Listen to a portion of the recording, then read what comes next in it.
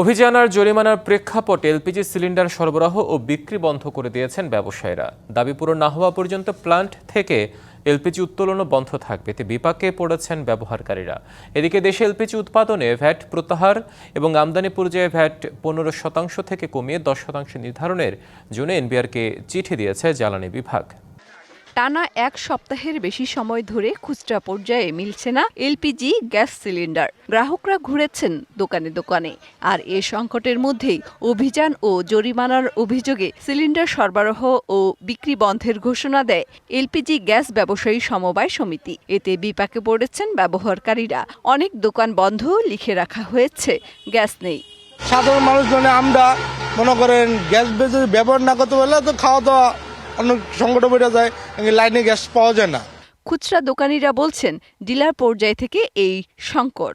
নতুন এবং ফিরে আসা গ্রাহকদের জন্য নগদে চলছে ক্যাশব্যাক সহ প্রতিদিন হাজারো উপহার জেতার সুযোগ। হবে আশা আর ফেরা, সারপ্রাইজ সেরা। যে করে বোতল আছে সবই খালি বোতল, মাল পাচ্ছি না।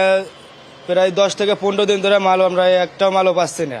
তবে ডিলারদের দাবি, কোম্পানি থেকে চাহিদা অনুযায়ী এলপিজি গ্যাস সরবরাহ করা হচ্ছে না।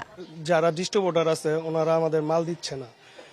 বিগত এক সপ্তাহ ধরে আমাদের কোনো মাল দিচ্ছে না। যাও মাল দিছিল কিছুদিন আগে, তো সরকারে যে রেটটা দিছে 1306 টাকা, ওর পর ইন টোটালি আমাদেরকে মাল দেওয়া বন্ধ করে দিছে। এলপিজি গ্যাস ব্যবসায়ী সমিতি জানিয়েছে, জ্বালানি বিভাগ, বিইআরসি ও এলপিজি কোম্পানি মিলে আমদানির সমস্যা দূর করা ছিল সঠিক সমাধান। তা না করে অভিযান চালিয়ে পরিবেশকদের হয়রানি করা হচ্ছে। পরিবেশক কমিশন 50 টাকা থেকে বাড়িয়ে 80 টাকা ও খুচরা বিক্রেতাদের কমিশন 45 টাকা থেকে বাড়িয়ে 75 টাকা করার দাবি তাদের। মেহের মনি, ডিবিসি নিউজ, ঢাকা।